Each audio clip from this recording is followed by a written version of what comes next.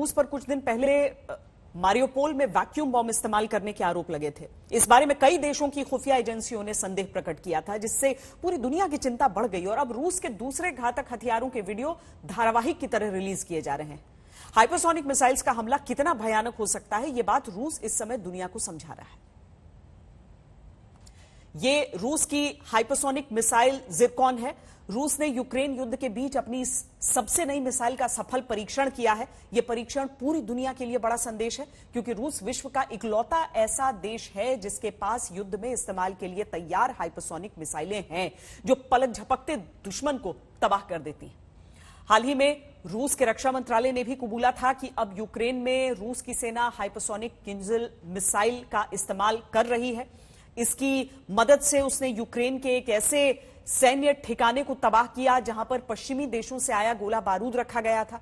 दुनिया के किसी भी देश के पास, चाहे वो अमेरिका ही क्यों ना हो, हाइपरसोनिक मिसाइलों का तोड़ नहीं है। दुनिया का कोई भी air defence system hypersonic missile के हमले को नाकाम नहीं कर सकता। तो ऐसे में आपको जानना जरूरी है कि ये हाइपरसोनिक मिसाइल्स हैं क्या, जिससे अमेरिका को भी डर लगता है। दुनिया में फिलहाल मिसाइलों की रफ्तार को सुपरसोनिक और हाइपरसोनिक में बांटा जाता है। सुपरसोनिक वो रफ्तार है जिसमें कोई मिसाइल आवाज की गति से तेज चलती है।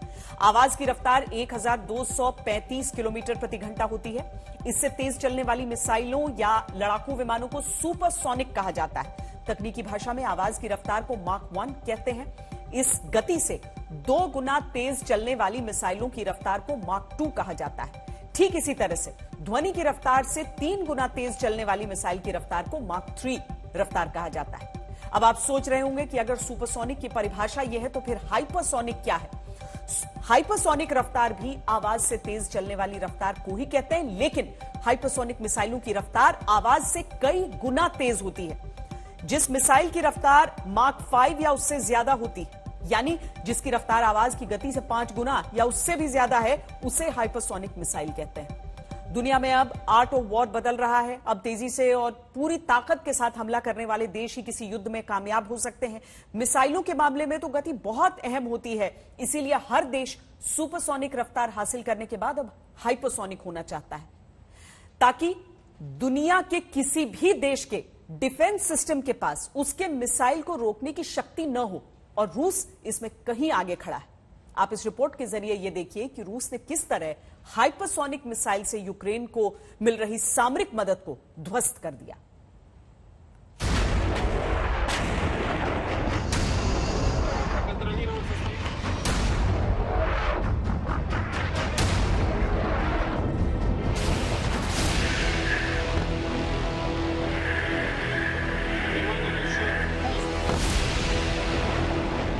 यूक्रेन की तबाही होना और उसके टुकड़े टुकड़े होने की पूरी रियल लाइफ त्रासदी दुनिया भर में स्ट्रीम हो रही है।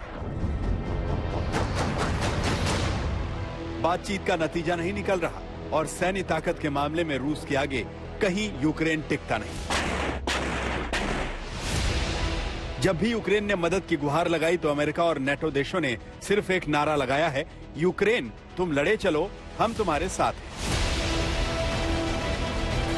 बहुत हुआ तो इन देशों ने जंग के हथियार मुहैया करा दिए, लेकिन पश्चिमी देशों की इस हिमाकत को देखकर रूस हाइपर हो गया और उसने अपने हथियारों के जखीरे से निकाले हैं अब अपने सबसे घातक हथियार।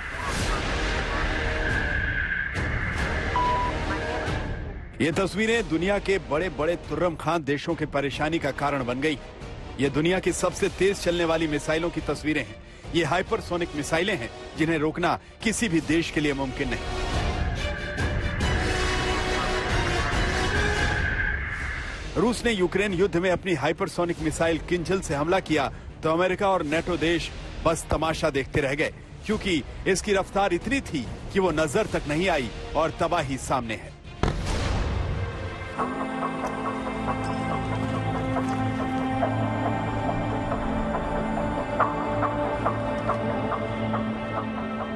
मार्च 18 मार्च को किंजल मिसाइल सिस्टम ने यूक्रेनी सेना के एक अंडरग्राउंड डिपो को नष्ट कर दिया।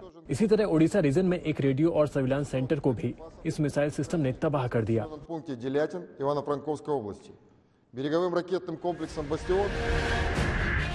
हाइपरसोनिक मिसाइल किंजल इतनी खतरनाक है, इसका अंदाजा इसी बात से चलता है कि उसकी रफ्तार मैक 10 है, यानी ये मिसाइल आवाज की गति से 10 गुना ज्यादा तेज है। किंजल की रफ्तार करीब 12,000 किलोमीटर प्रति घंटा है। किंजल मिसाइल परमाणु हथियार ले जाने में सक्षम है। इसकी रेंज 2000 किलोमीटर है। इस मिसाइल को लड़ाकू विमान और जमीन से फायर किया जा सकता है।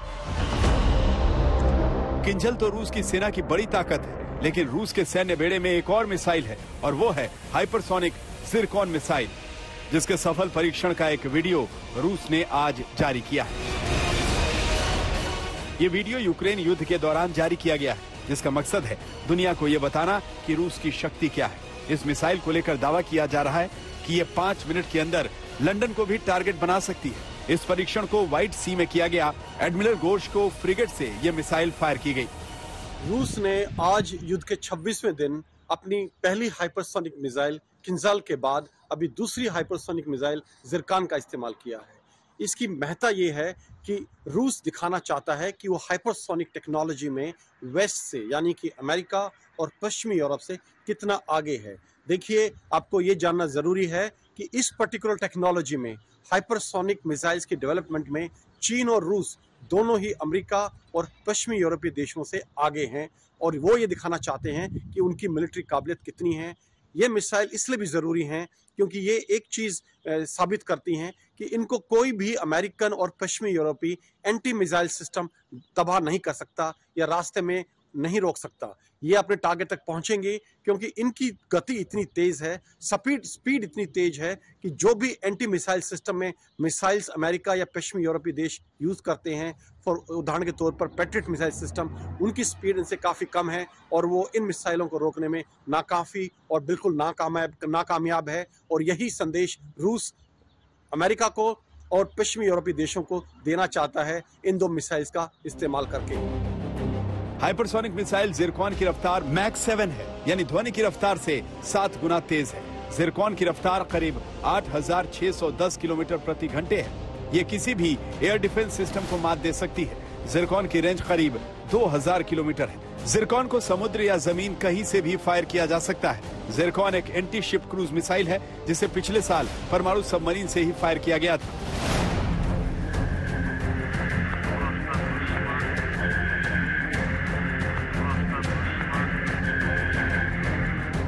युद्ध के अभी 26 दिन बीते हैं और चर्चा इस बात की है कि रूस जैसा देश यूक्रेन जैसे देश को अभी तक हरा नहीं पाया है। उसकी रणनीति अगर यूक्रेन जैसे देश में भी फेल हो रही है तो फिर दुनिया में किस हक से वो खुद को महाशक्ति कहेगा। यही वजह है कि अब पुतिन यूक्रेन पर अपनी फेवरेट मिसाइल से हमले करवा रहे हैं। कीव से राजेश पवार के साथ आज तक ब्यूरो।